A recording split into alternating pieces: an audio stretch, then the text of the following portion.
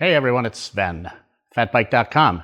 This is Fatbike TV. Today we're looking at a Bearclaw Bruno Titanium Fat-bike. And I'm wondering, is this the most badass fat bike ever? I kind of think it is. The frame itself has a lot of potential. You can do a lot of different stuff with it, different size tires up to 27.5 by 4 or whatever big. You got your rocker dropout, which gives you some options even if you wanted to run a single speed. Anyway, I'm going to go over the build I did with it. I actually did this just before the Fat Bike Berkey this year, so it's been a few weeks, and just haven't gotten around to doing any kind of talky thing about what I did with the bike. So let's go and get ready to do that, and maybe we can answer that question: is this the most awesome fat bike ever? So what we have is basically parts that were on my previous fat bike, a Chumba Titanium Ursa Major. I had just basically rebuilt it with new parts. So most of what's on here is actually new or barely used. And made some of these decisions for that bike, and they happen to work out really well on this frame as well. So 99% of this stuff, maybe these were orange on the other bike, I don't remember. But otherwise, it's pretty much the stuff I used on there. So kind of going from back to front, or from front to rear, I don't know how you want to do it. It's got a box 2 9-speed drivetrain. It is a wide range from 10 to 50 or whatever it is, 10 to 52, something like that. I'll look at the specs. It's the big thing, you know, it's the big pie plate. And the reason I went with the 9-speed is it's coming up on beach season, and I find that the box system with the wider 9-speed chain, or any 9-speed system for that matter, is a little bit better in the sand. It's not quite as finicky, and the wider spacing helps it just work a little better when it's getting wet and sand thrown at it all the time. And with the box system, you get the wide range, whereas with another 9-speed system, you'd be stopping at 36 teeth or something like that for a 1x. And so that's what we got going on there. These are DT350 fat bike hubs. Very nice engagement system, super reliable. They've been around forever. And it's what I had to build into these my other brother Daryl rims. I like how they kind of complement the titanium frame. Could have gone with black. That'd be like everybody else though, pretty much, right? So that's what we got going on the wheels. And then right now they've got 45 North Husker Dus in the 26 by 4.8 size. So that's kind of a good beach setup for me, I think. The Husker Dus, we do a lot of urban riding too, and I like them just for kind of all around riding. A little bit of dirt, a little bit of sand, a little bit of whatever, gravel. If it were winter, we'd probably have some different tires, Dillinger 5 studs or something like that. But anyway, so moving, I didn't do this yet. This is the brake. It's on the other side of the bike. You may not see it. I'm gonna try and put a picture right up in here.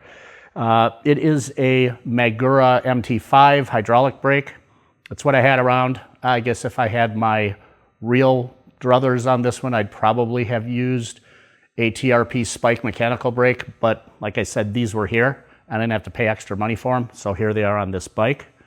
Moving forward, pretty standard of the industry, race face turbine crank, race face bottom bracket, VP AIM pedals. These are kind of my go-to pedals for just about everything that's a platform pedal, because they have a concave and all your foot fits real neat in there, and they're super stable. So that's what's the pedal. I pointed the purple thing before. That's a Wolf Tooth seat post clamp.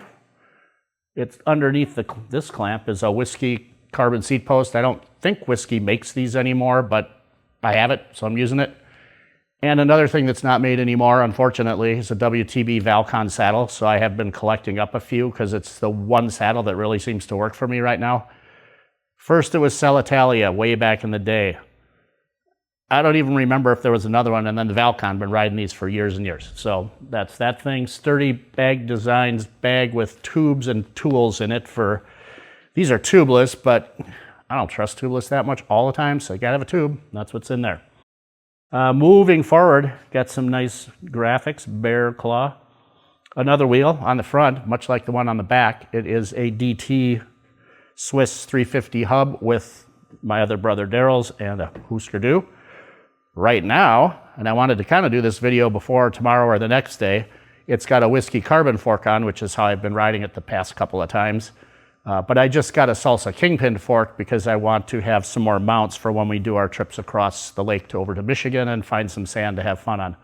So this is going to get swapped out real soon, and I might probably do a little video on that too, because the Kingpin's a really neat fork and you can put a lot of stuff on it. This was more made for rowdy trails and maybe racing, but there's no mounts on it at all, as you can see. Cane Creek 40 series headset, that's pretty standard these days for me anyway, because it's a good price and it's reliable. Some stacky stuff, some purple, more wolf tooth stuff. PNW purple grips, very grippy for gripping. These are the MT5 levers and a box shifter system. And I think one of my favorite parts of most of my builds of this type of bike anyway is the Pro Taper 2020 handlebar. I like the sweep. My old man wrists really don't like to be like this. They like to be kind of like that now. So that carbon Pro Taper bar does that. And attaching that to the carbon steerer tube on the whiskey fork is a Thompson 70 millimeter stem thing.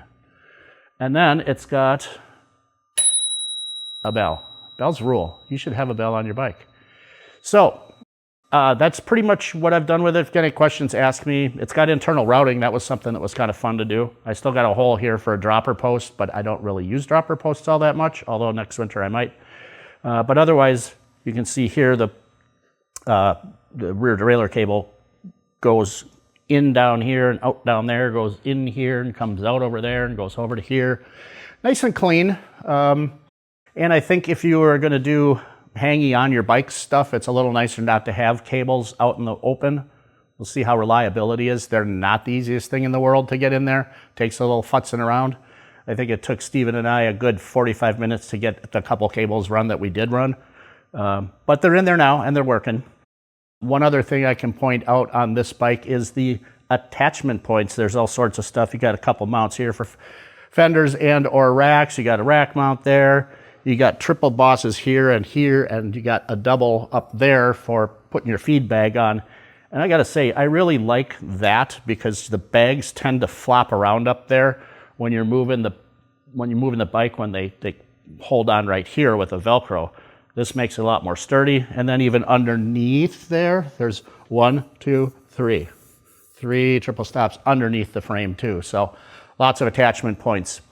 I'm working on a bag idea for this. I'm gonna put a rack on the back, probably an Old Man Mountain, which I've already got. And yeah, so that's the Bearclaw. It's gonna be making some trips across the pond over to the sand. We got sand here. We'll be doing some sand. And then when it gets cold, we'll do some snow. And then next year we'll do sand again, and then snow and sand and sand and snow, and some trails and some street.